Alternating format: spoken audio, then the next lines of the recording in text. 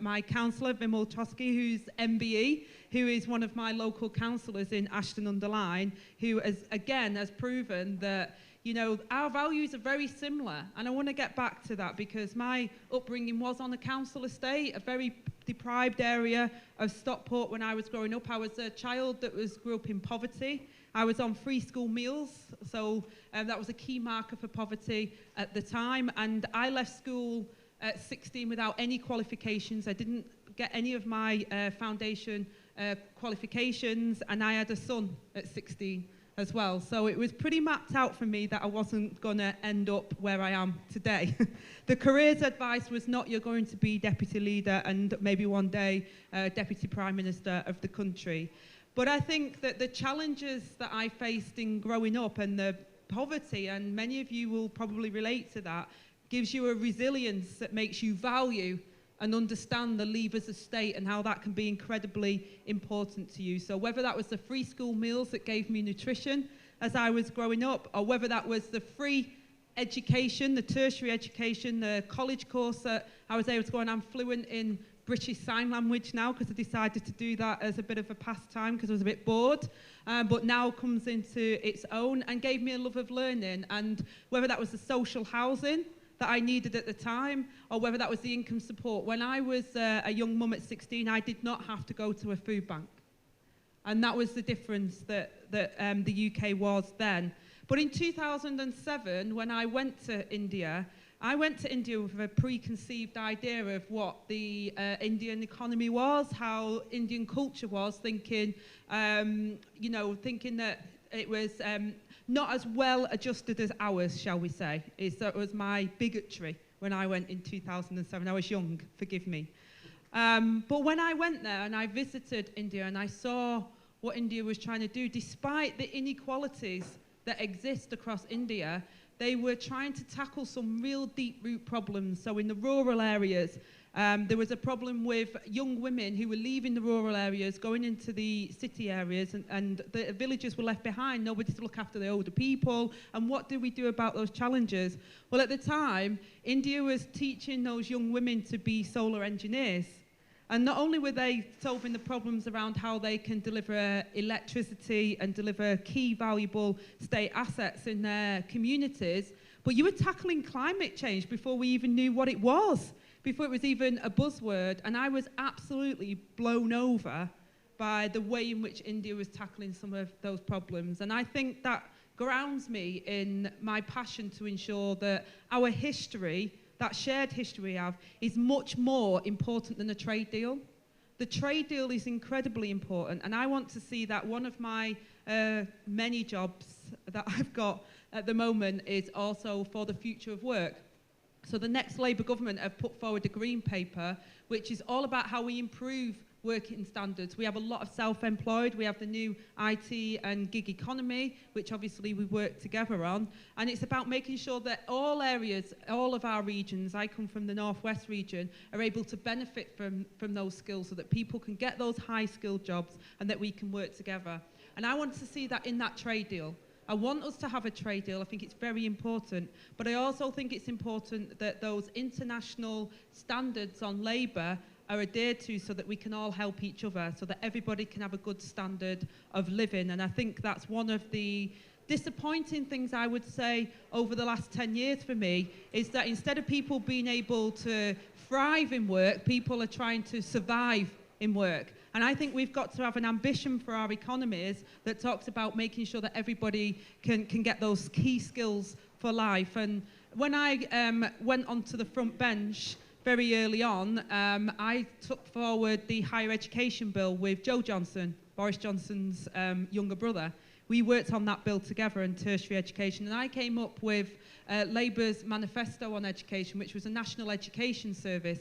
I believe we should have education free at the point of use from cradle to grave, alongside what we would model our NHS on, because education to me is very important culturally and important for our economy going forward. And I don't think it should be a one-off point. People have different things going on in their lives at different times, and therefore I think education is the key to breaking down barriers and supporting our communities. So I think it's fantastic that the conference over the last couple of days, and certainly from what I'm hearing this morning, has focused on that. And we are not dissimilar in some of the challenges that we're asking ourselves around rope learning, around other skills, around people being able to be thinkers, and what that means, and how the curriculum supports that, and how we do that in our regions, linking up with business. So I think it's incredibly timing that you've been talking about that, and I was very interested to hear about what's been happening.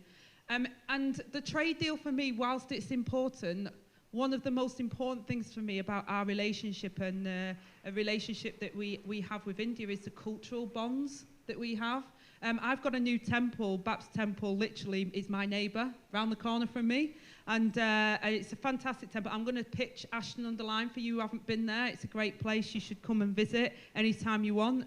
But we've had a temple in my constituency since 1964, and we have a very vibrant community there, and we are one as a community. And you know, we talked about, and the person who introduced me talked about the polarization of politics, and we've had that in the UK, and I think that can be very dangerous, because actually you're not listening to other people's views. And I think it's important that people can listen to other people's views, but can also then communicate with each other and find common bonds. And I think that India and the UK have incredibly strong bonds together. And I want to see not just a trade deal that goes on between our countries, but actually that we get closer together and understand the challenges that we face, because the challenges that the diaspora in Ashton-under-Lyne and the population more wider in Ashton-under-Lyne face are very similar to the challenges that India face: the regional inequalities, the challenges of how, you know, we can bring people together, the challenges of global alliances and how that impacts on us in our local area, the challenge of the climate. That's not going away. That's affecting India. It's affecting here. And the challenges on how we tackle the climate crisis, how the new technologies come through. And we've had, so in Sheffield, we've got the new industries coming through and new collaboration there. And across Greater Manchester, our Mayor, Andy Burnham, is very keen to see that investment and that support across the Greater Manchester region. So I wanted to come here today to say to you that whilst we have many challenges globally, and we have many challenges in the UK and in India, we have so much history together and so many similarities on the challenges that we face that, quite frankly, me growing up on a council estate back in Stockport in the 1980s is not dissimilar the challenges that I had as many challenges that you'll face in India. You know, the child in India today wants a good education, good nutrition, good opportunity, family around them, and a good state system that recognises that they could go from girl on a council estate to deputy prime minister. That's what we want to see in India and in the UK, and any work that I can do to work with you to advance that, I'm here to do that. So I want to send a massive warm welcome from both myself as the deputy leader of the Labour Party, but also from Keir Starmer, the leader of the Labour Party. We took over in 2019. We were not in a very good place in the polls then, if anyone remembers. And if anyone would have said that we'd be where we are now in 2-3 years' time, we'd have probably laughed at them. And it's taken a lot of time for us to earn the respect back, to be in the room to have those discussions, I think, both internally within the UK and internationally. I think we're getting there. I think we're showing that we're a government in waiting, and both myself and Keir have got big ideas on both our domestic policy around education and the economy, but also internationally about how we can work together to strengthen our bonds, to have those economic links that support your country's economics and supports ours, but also supports our societies and our culture coming together. And if you come to Ashton-under-Lyne, you'll see we don't just do the talk, we do the walk. Thank you. Thank you very much, Angela, for this inspiring speech. And I can assure you food banks are still back, so it's pretty much in the news. We just have 2 questions. So anybody from the audience would just like to have, because she has to leave shortly, so we can have 2 questions from the floor.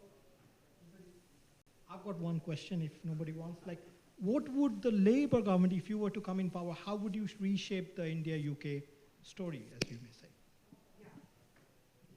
I think it's really important that we recognise our history. If you look at the Second World War, I mean, India gave so much to our country, you know, as part of that fight. You know, India was threatened as well as part of that, and our democracies are very similar.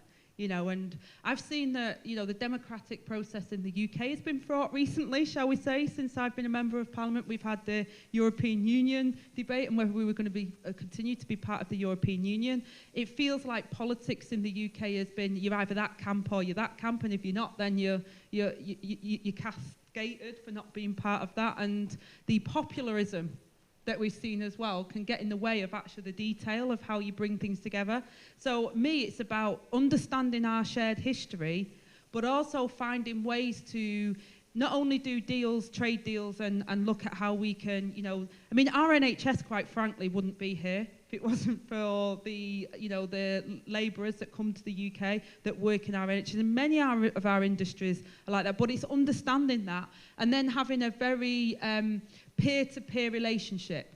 That's what I want to see, a respectful relationship. I want to see it where we're helping skills brought to the country where people feel that they're getting opportunity and the diaspora here feel like they're getting opportunity, but also that we're bringing opportunity to India as well. So it's about the cultural links and celebrating them, which I think is incredibly important because of our history. And I want to see much more of that history coming through. I don't think we talk about history enough. We're very narrow in our curriculum on our history. I want to talk more about that so it's more inclusive so people understand that, but also then have a much more sort of mature relationship on how we do things. Not just a trade deal here or a trade deal here, but really bring us closer together to understand the challenges we face internationally at the moment. These challenges around our values, around democracy, around what it's like to be part of the global challenges we face. I want to see us working together more to deal with those challenges. Far too often, politics gets in the way of a good idea and taking that forward. And I want to see much more of that. So getting more candidates coming through that are from different backgrounds, I think that's really important. So breaking down barriers so that people can have a voice and making sure that our voice is heard, I think is very important as well, because far too often it's from a select group. Like, you know, it was hinted at in the opening speech around Etonians and Oxford and educated and Cambridge. I never came through that route. I don't, you know, disapprove of people coming through that route, but you've got to have a bit of everything in order to represent everybody of our nation. And I think that's a challenge for India as well. You know, you've got to have a bit of everything to represent all the areas of India. And I think that's important, that people's voices matter and that they're given a platform and ability to use that voice, because I think then people will have more faith in our democratic process. I have a question. Yes. Hi, Angela. This is Pradyot Manikya, Chairman of the Tipraha Indigenous Progressive Regional Alliance from India, Tripura, a small political party. And since you spoke about your relation with the similarities between India and Britain during the Second World War, we fought in the Eastern Theatre, northeast of India, with shoulder with the British to stop the invading Japanese forces. I'm wondering, since you're from Stockport and you're from a smaller, you're not from London, to London, so we also come from a region which is slightly away from the national debate or the spotlight. So I'm wondering, would it make sense if a group of MPs, irrespective of parties, made a visit not only to New Delhi or Bombay or Bangalore, but also took a detour and visited Northeast, our state of Tripura, Nagaland, Manipur, and also probably looked beyond that, because the entire Eastern Theatre, the entire connectivity, the Stilwell Road, which was built by General Stilwell, is still there, which connects us to the entire Far East and ASEAN countries. So maybe even from reconnecting the old bonds and also looking at new opportunities, would it make sense if you all made a visit and put that in your agenda? I think the government of India would welcome you as well, and I think even the state governments across the region would probably welcome you. Would that be in your outlook as well in the plan? I think that's a really important point. And in the UK, actually, we've had devolution. We started off with Scotland's got their own parliament and powers now, and we've got the Welsh government that have devolution and their own powers, and they're in power and they implement things differently. And in the England now, we've got metro mayors. So I talked about our Greater Manchester Mayor, Andy Burnham, and he's got devolved powers. We've got West Yorkshire Mayor, who's just devolved and franchises the buses, and they've got much more control at a local level now. So I think it's really important that we have events and we link up at a much more regional and sub-regional level, because our economies are different. Your economy is different where you are compared to New Delhi. You know, it's completely different around how things operate and how those links can work. So I think there is a push in the UK politics at the moment because they think that Westminster politics has failed them. You know, there's been a frustration, shall we say, from our population around Westminster politics. And there is a much more sort of push towards localism and about making sure that our regional economies can do well.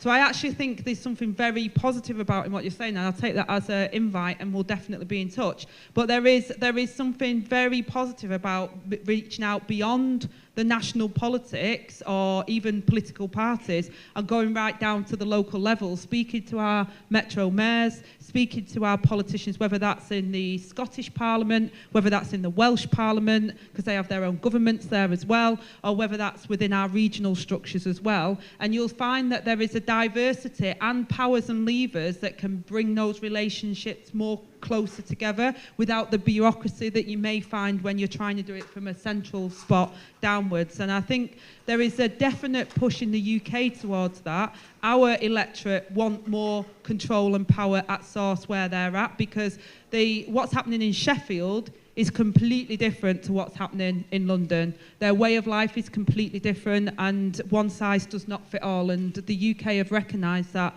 and I think that will become more of a thing in the UK. I don't think even if the Westminster politics wanted to, if I became Deputy Prime Minister and wanted to hold everything centrally in a year or two's time, I don't think that would happen, because I think that the push is the opposite way. So any politician in the UK that doesn't recognise that, I think would be at their peril.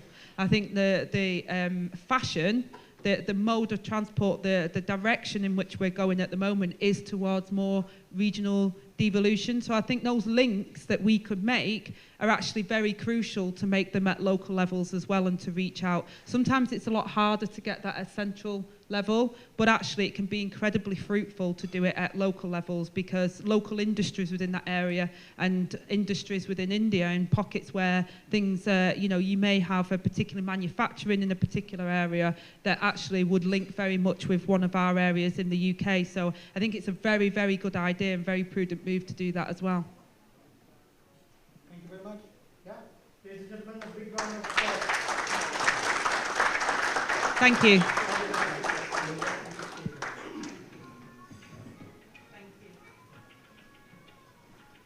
So a very warm welcome, ladies and gentlemen. We'll just now to invite the other panelists. And I'll also like to call upon my co-host, Pushparaj is here, so he's going to join me. So I'm just going to introduce myself. My name is Priyajit. I'm an author. I work on current affairs, geopolitics, and I'm a member of Bridge India. So we'd like to call upon Rahul Roy Chaudhary, Senior Fellow, IISS, International Institute of Strategic Studies. Very warm welcome, sir. Like to call upon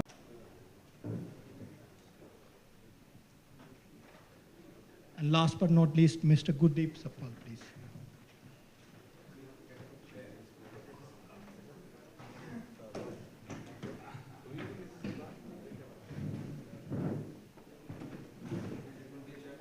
No, I'm happy standing. That's why I think we run out of chairs.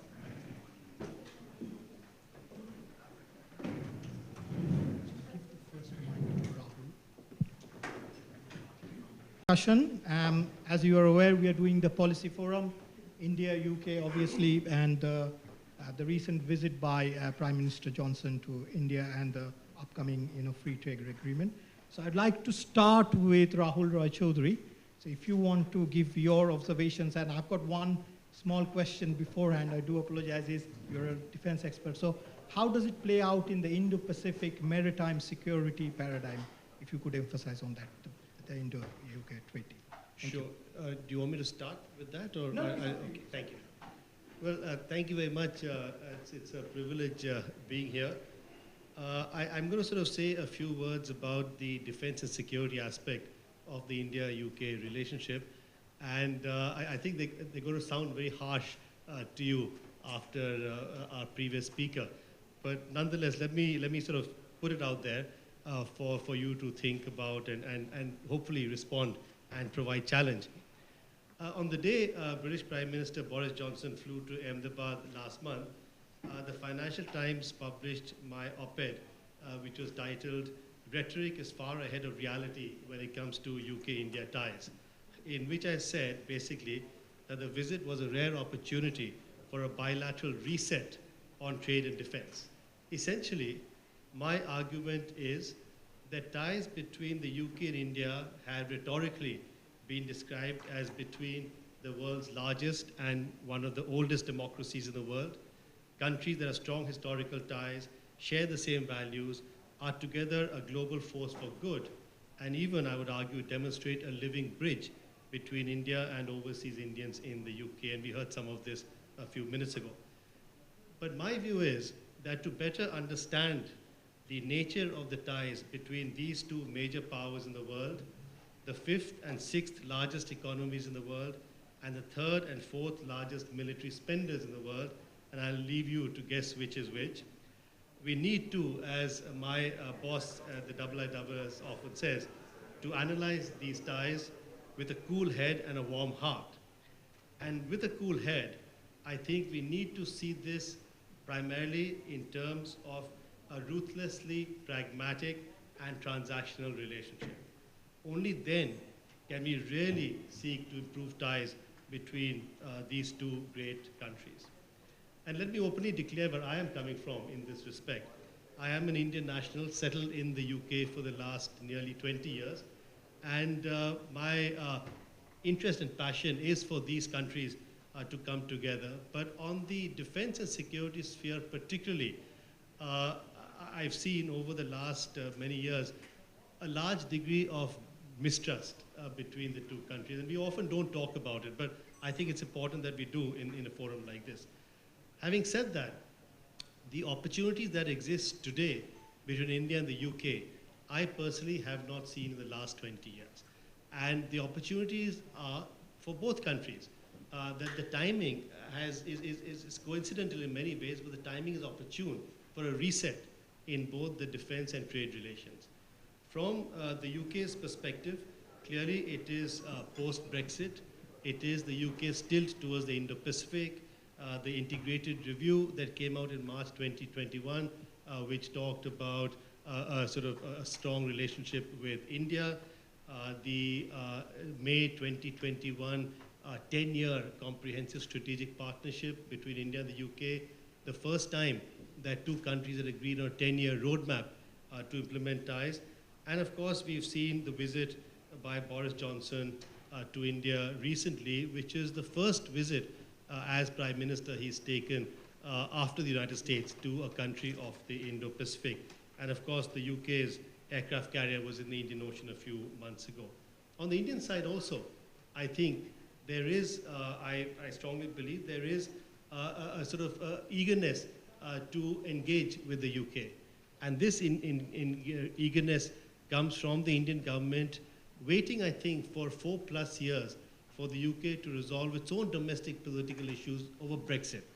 I mean, I remember as an Indian national, as a Commonwealth member voting in the referendum opposing Brexit, I should add, but voting there. But this was in June 2016.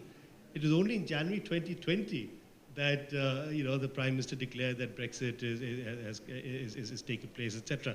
But my point here is that there is also an eagerness from the Indian side to reciprocate in terms of the relationship with the UK.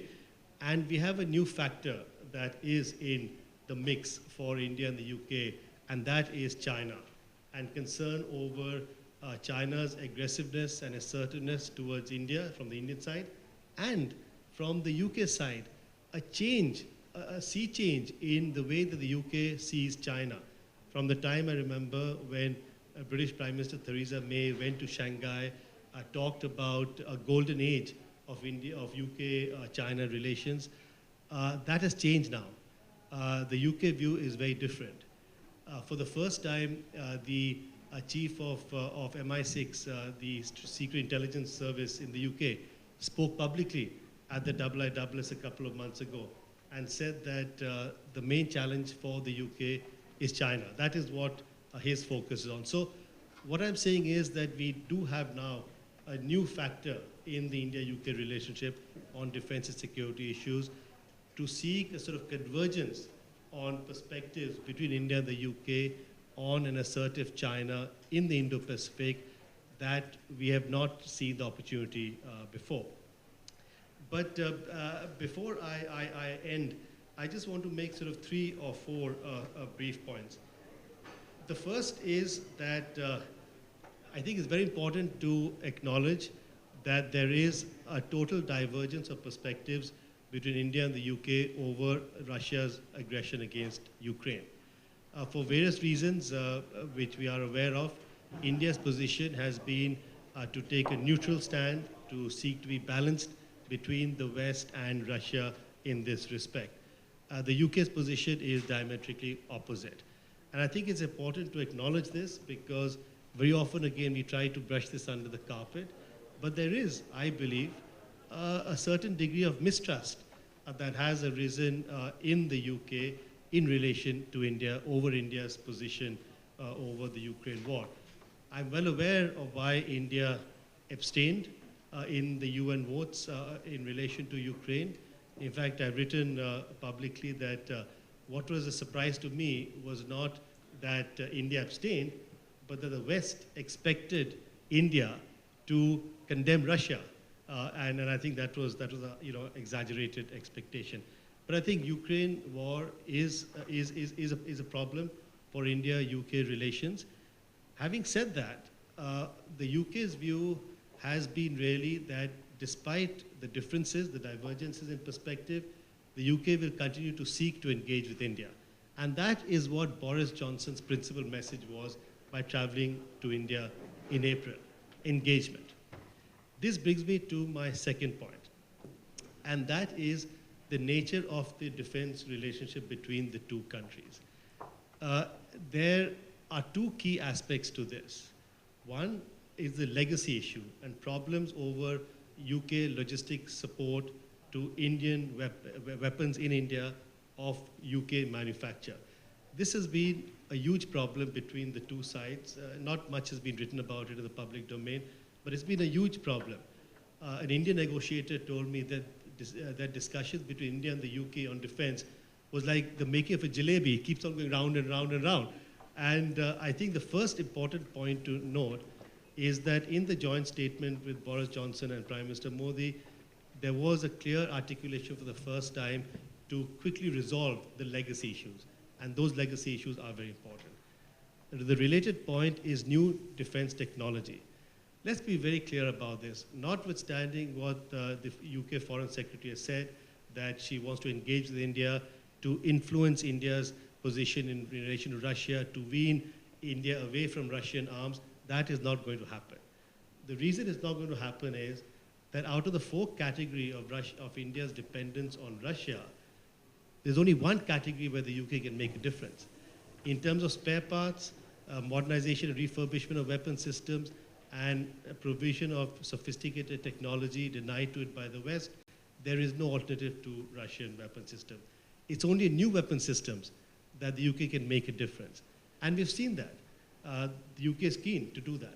But that requires cooperation in co-creation, co-development, co-production, essentially technology transfers. And to be fair, I mean, there are concerns in the UK over dual-use technology going from India to other countries. And that is a problem, part of the mistrust. But until the UK PLC gets together and moves forward on core technology, on technology development and transfer, even the last part will not happen. Because the Indian model today is not to buy from outside, though there will be exceptions now, I think, but to actually produce in India, make in India, Atmanirbhar Bharat. And this brings me to my last point. And that is that the most important aspect of a defense and security partnership is trust.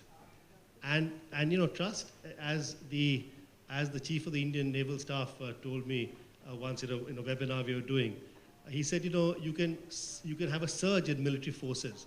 You can deploy them wherever you want, but you cannot surge trust. And I think trust has to be built, and trust is built through discussions, through free and frank negotiations, but actually an honest appraisal by both sides of the challenges that both sides have in even approaching the issue of defense and security. You know, the UK doesn't like what India is doing in terms of UK PLC in India. There are issues over taxation. India has a concern over what it sees as excessive Kashmiri and Khalistani influence, etc. But we need to tackle those issues. And this brings me to the point, and I'll end on the Indo-Pacific. The Indo-Pacific now is hugely important to India, but when India talks to the Indo-Pacific, there's only one country that it talks about, is concerned about, and that is China. So my point is, I made earlier, that a convergence or an attempt to seek convergence on how to deal with an assertive China is going to be key to building trust between the two countries, especially when there has been a sea change in UK's perspective and policy towards China. I think UK will, its position towards the Indo-Pacific will be delayed because of the focus on Ukraine, which is understandable, while other countries, the Quad, the US, Australia, and Japan, that will continue. But the UK's focus, I think, on the western part of the Indian Ocean, the western Indo-Pacific, is going to be key in building, again, a substantive defense, naval, maritime security partnership. So I would argue that Indo-Pacific is important, but even more important is actual operational cooperation on the western Indo-Pacific, the western Indian Ocean. Thank you. Thank you very much. Now I'd like to call upon Member of Parliament, Professor Manoj Jha from RJD. If you wish to give your,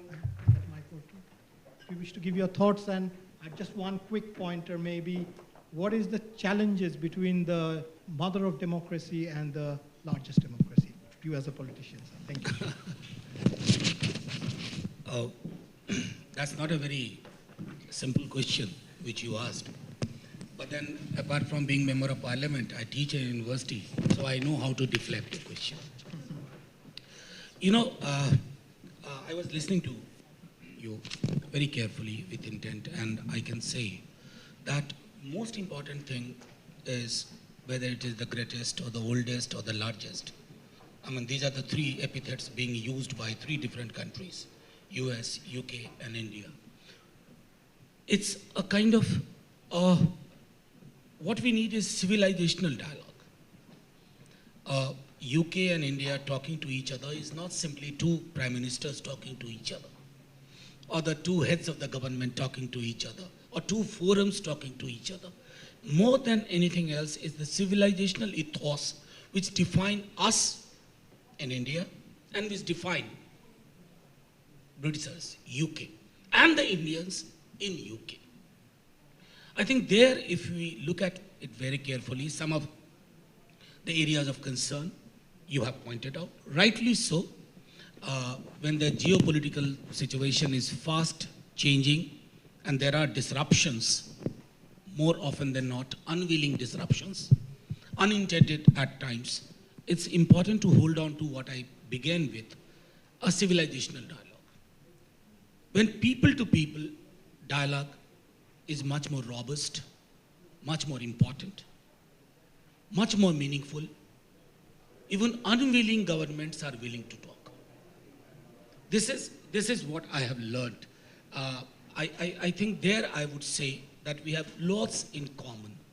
In the other forum I said yesterday, I met a taxi driver while coming from airport, and he knew, he spoke so profusely about 7 different prime ministers of UK. And he gave me a kind of a quick appraisal of British politics. Very quick appraisal, very pro-people quick appraisal, very progressive appraisal, and he knew no less about my country than what we know. So I believe that such people to people, I consider that this forum as a kind of that.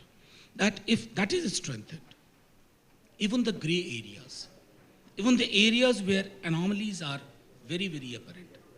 You know, two countries may not talk alike, may not think alike, but the two countries, two nations, which have, I would say, a historical trajectory of relationship. If the conversation is again between two civilizations, I think things would be better. Now, I would just say that world over, we are confronting lots of challenges. India and UK, they are no exceptions. In our domestic sphere, we see politics largely not on actual reality, rather on alternative reality. And alternative reality is more fiction, more of creation than it being grounded in the contemporary issues of people. So I go back to what I say, my initial thought, the oldest and the largest democracies have their own challenges. Some of those challenges, whether in UK or in India, are similar. Some of those challenges are very, very different. Since 1947, we've made rapid strides, lots of progressive journeys, couple of regressive journeys as well. So I would end here saying that take lessons from the progressive journey which the nation had undertaken. Some of those values today appear little dim, little difficult to hold on to, but then it's not over. And so is the situation in the UK. And what this forum and such forums can do, that apart from anything else, you can provide a kind of pedagogy of hope. We badly need pedagogy of hope in India, in UK. And that's only possible when people talk to each other based on civilizational concerns. That's only possible when there is regularity of interaction. There would be issues where we'll fundamentally differ. We differ with our government, but we don't generally differ on civilizational ethos. That needs to be restored. Thank you very much for this opportunity. I'll pitch in whenever required. Thank you. Next we have Ruby Khan from London School of Economics. She also writes columns in Mojo Story and other popular news portals. You can give your thoughts and maybe wish to comment on, is India really a reliable partner in the post-Brexit British journey? What is your opinion? Thank you, everyone, and it's a pleasure being here. I will take that question and begin with that. Is India a reliable partner? We have some very interesting keywords there. We have the word reliable and we have the word partner there. I also think the Britishers do not realize how valuable India could be. The FTA is an opportunity for people here and in India to see the benefits that could arise out of this partnership. But we'll have a little debate at the end of it about how reliable this relationship could be. I'm sure there are lots of thoughts going on in everyone's head about reliability and this relationship. But let me start by saying that Boris Johnson's government, especially when they were campaigning for Brexit, were very adamant that they wanted to create this new global order, an order which would change things for the better. It seems that the one we have right now is absolutely outdated and does nothing for the British interest. That was his plea to vote for Brexit, and we did have Brexit. So as I see it, UK has two choices right now. One would be to have this new global world order with Britain being this miniature, very isolated country that sustains itself as long as it can, or take a step ahead, make collaborations, take a more leadership position, become a sort of a super broker. And that would involve building these partnerships with many, many different countries. And now that we've miffed off the EU, India seems to be an important partner to make those relationships. And if you've looked at Boris Johnson's response to the war, the Ukraine-Russian war, you can see that he's going for the second choice. And in both the scenarios, obviously, the idea of sovereignty, on which he sold the ticket for Brexit to the people here, is quite prominent. And so the tilt is moving towards that superpower broker role. He was in India earlier, just a month ago, and you could see that he was trying to do that. He was trying to use India as an important platform to reach out to the rest of the world, especially the Asia-Pacific region. We do have the enhanced partnership that came about last year. The FTA is going on. 4 chapters have been written. There are 26 policy area, and if what I hear is true, there's, like Mr. Roy Chaudhary said, there's a lot of jalebi happening within that. There are lots of discussions. We know the third round did not culminate in any announcement of a new chapter. The next round is beginning in June. So the easy bit has been done. The difficult challenges are now the road ahead, and we'll see how that goes. But I do want to talk about the benefits that both these countries would get from this FTA, and the figures are staggering and worth taking a note of. If we talk about trade, India is UK's 15th largest partner, and we are currently doing trade of about 23 billion. The UK government said that the FTA will take this up to 28 billion annually, and also increase incomes across the UK by about 3 billion. And if you've been reading newspapers today or watching the news, we in the UK are in a crisis. Inflation has peaked, highest ever since Thatcher times, and people are angry. So anything that goes to bring down this cost of living crisis in the UK would be something that is extremely beneficial, and trade with India could do that. India is also the second largest investor in the UK, and it was a country that invested during the pandemic in this country. So there were 99 projects that India invested in. Over the past 3 years, 15,000 new jobs have been created in the UK. So there is a steady stream of money that is coming from India into the UK. And that is something that the government here needs to take a note of. 10,000 businesses export to India, out of which 98% are small and medium-sized enterprises. And the discussions in the FTA raised issues of high taxation in India being the biggest barrier to this trade relationship moving forward. If you look at an example from 2016, when the tariffs were about 13% to now, where they are almost 19%, there's a steady rise, and this seems to be a huge, huge barrier. There are expectations that India will lower tariffs or get rid of them, but nothing has happened on that front yet, and that's going to be some very, very serious deliberations that will go on in the next few months. We must also not forget that India does give UK this extensive market. Indian middle class market is about 30 million today. In the next 6-7 years, that figure is expected to double. By 2050, it's supposed to reach 250 million. So there is lots and lots of scope for the businesses here to go and tap into that market. India also then opens up the Asia Pacific, which has 40% of the global GDP. So that's, again, really important to think about how we're going to get the businesses from here to move and invest and use Indian market for their products. But having said that, imports to the UK from India are also expected to rise to about 30% in less than a decade. So that, again, provides opportunities for Indian businesses to do and to move and invest here. I won't speak about defense. It's a very, very important sector, but Mr. Rao Chaudhary has spoken extensively about that.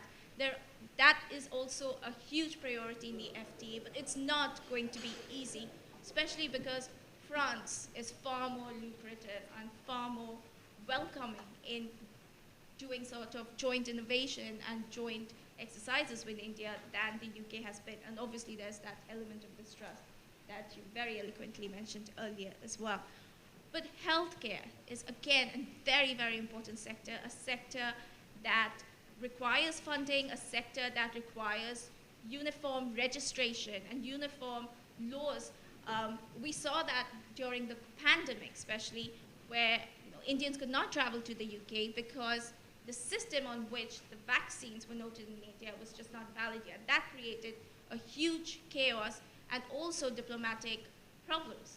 So there was almost a diplomatic war going on where reciprocal measures were being put in. Possibly just a little bit, but it's something that we have to watch out for. I spoke to several healthcare experts earlier last week, and they were saying that the products that are manufactured are looked at differently in different states. So one state would categorize it differently, another state would, and it's just so confusing. So medtech and pharma are sectors that are growing, but there is no consensus on how these sectors will be regulated. So these are some of the challenges. Of course, during the questions, we can talk about the legacy issues, which is extremely, extremely important and something that needs to be worked out if the FTA has to come to fruition, but also the colonial mindset. That hasn't changed. We have a lot of colonial baggage between the two countries, and which I believe has also led to not developing that trust that is required to build a very strong relationship between the two countries. But we can discuss that during the question and answers as well. So thank you. Thank you very much. I'd like to now call upon, sorry, I think it's working now, Pradyut Manikya from the Regional Progressive Alliance in Tripura. I think you started your question, so I had the similar thing. Not only ASEAN, but what about neighboring Bangladesh, Nepal, Bhutan? How does the Seven Sisters fit into the Lukish doctrine, and will Britain benefit from it? Thank you, sir. Thank you for giving me the opportunity. There was, of course, Manoj Haji is from Bihar, and that is also, I consider, a part of East. And defense expert has very eloquently spoken about the Indo-Pacific, the strategic importance of Indo-Pacific region. The lady here, Mrs. Khan, she's spoken about the economic aspects, and I completely agree. There is one thing which I would like to explain to everyone else, is that we're talking about India, you know. India is just not a singular entity. India is not about, and when you come to London, we don't expect only to see the Britishers. We see different cultures, we taste different cuisines. But India is far bigger than that. So what works for you in, let's say, Hyderabad, I see a lot of people from Telangana here. What works for you in Hyderabad may not work with someone, this lady who's from Gangtok. There are different rules. What works in Uttar Pradesh need not work in Tamil Nadu. So one has to understand that what are you coming to India and dealing with? Does the future of India lie in its big cities? I think they're saturated. That's why we have a lady like Angela Rayner, who's from Stockport, and she's probably projected as a leader for the future. We have our honorable former minister and very someone I really look up to, Salman Khurshid ji, and he's from Farrukhabad. So I don't think that the idea of India lives in the cities anymore. It did to simplify things, but no, I don't think so. Now here, let's look at it from a strategic point of view. I'll talk about politics later, because I need to also get back to that. We cannot forget our original profession. But let's talk about strategically. China is a threat. Everybody is saying China is a threat. Where is China a threat? In Uttar Pradesh. Is China a threat in Nepal? Absolutely. They are controlling the entire influence of China is there. The Chinese influence in Myanmar, which is just next to us. The China coming into Sikkim and the Finger area, taking in territories from Bhutan. China looking and influencing through Asian development banks in Bangladesh. China coming and taking over a port in Sri Lanka. China having a huge amount of influence and blocking India's entry into ASEAN countries. China will not defeat us through military. China will economically starve us. And what are we doing in the Eastern theater? You know, England and India have shared history. We talk about colonialism. I grew up in a school, I studied in a school which was Irish Brothers. You have a Welsh mission in Shillong where 80% of the children have been born. You have Loreto Convent. You go to Darjeeling, you'll see St. Paul's, Gothals. The entire education system in the East was not done by the government of India. It was actually by the British. The health system in many parts of the East have been actually created by the missionaries who were also British.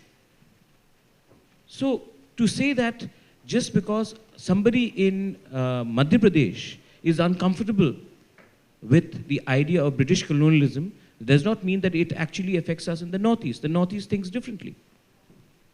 We in the Northeast are actually asking for a separate time zone from the rest of India because we would like to go with the Assam tea time because the sun rises earlier. So for productivity issues, we want a separate time zone. So to completely say that India is this, and because the national media's obsession, and Manoj would the national media's obsession with what is happening in New Delhi, or what's happening in Mumbai, or what's happening in Bangalore, does not mean that a person from Bhagalpur, or a person from Tripura, or a person from Meghalaya or Mizoram have a lesser life. And the justification that I hear is, oh, but your population is less. I'll give you an example. This election, can I have a mic? वो कहते हैं ना कि mic बंद करने से आवाज़ बंद नहीं होता. अमिताभ बच्चन ही कहते थे. So the entire obsession. So I'll give you an example for the recent election which happened in Goa. Goa's population is smaller than that of Manipur. But all the national TVs were in Goa. They have lesser amount of legislative seats, but they were all in Goa. And they covered Goa more than Manipur. So it is not about population. It's about how connected you are with another part of India. I'm very happy that I'm sharing a stage here with Manoj Jha. My sister is married in Dumrao. We have a long history with Darbhanga. And we've actually, you know, there was a time when everybody said, oh, Bihar, Gunda Raj, arey, wo to Bihari hai. You know how much it does to hurt the conscience of an individual in that area? So I would urge Britain, England, you have a deep connection with our part of the world. And kindly do not ignore that. When you talk about trade, trade need not be only manufacturing jets. Our region is pristine with mountains, rivers. Why don't you look at tourism? You will not be able to compete with a Taj or a ITC in Bombay or Delhi. But you could look at tourism in our part of the world. You could look at agriculture. You could look at trade. There is a road from Manipur which goes all the way up to Thailand. Who built that road? Not us. It was definitely not Nitin Gadkari. It was General Stilwell. It is still there. These routes need to be explored. Linkages to Bangladesh. We all look upon Bangladesh, some people even call them through different names, which I will not say here. Bangladesh's economy is growing faster than ours. In fact, their output is far more than ours. Can we ignore such a big population? Can we identify a population purely on the basis of how they look, what they speak, or which religion they preach? No. So if India needs to actually come up in the global forefront, India will need to get away from this nationalistic politics. Yes, there was a time when we needed to assert ourselves. Shashi Tharoor has done it many times in the British Parliament and in Oxford. But beyond the rhetoric, there has to be productivity. What is that productivity? The productivity is why is everyone doing business in China? We can all talk about human rights. We can all talk about lack of democracy. But the ease of doing business is faster there. It's easier there. But when it comes to Britain and India, not only have we inherited our civilization, we have also inherited a deep-rooted bureaucracy, which is in India and is in Britain. And that's why the problem I don't see is between the politicians. I see it more between the red tapeism which exists. Coming back to our region, now coming back to what Manoj Haji was saying, of course we need people-to-people contact. Of course we need to have a dialogue.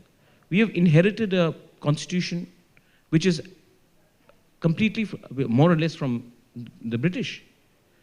We are communicating here today in English.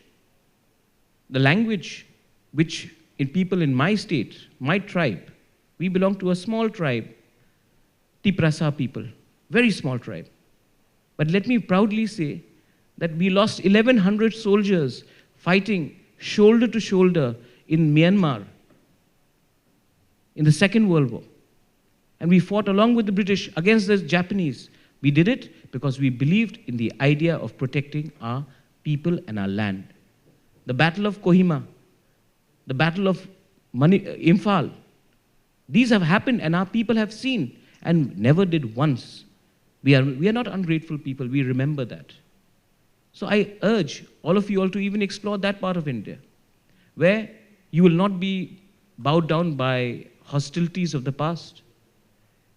India loves a lot of things English. That we are today, Tiprasa people today, are asking for a language to be written in a script which is Latin, Roman, English. Because we understand that tomorrow if we have to go and seek opportunities, it is always easier to learn English. Today, an Indian has an advantage over the rest of the world, unlike, let's say, a Chinese or someone from a Latin country, because when they come, they already know the language. We do not come trying to grasp hold of the language. We know the language. Our pronunciation may be slightly off here and there, but the entire IT industry has actually boomed compared to our neighbors is because of a proficiency in English. I've never studied outside. I've never gone to Oxford, Cambridge. I've never studied in Delhi. I've never studied in Bombay, Mumbai. I've studied in Northeast, but I think my English is pretty all right for you all to understand what I'm saying. So education is another area where I think that you all should look into it.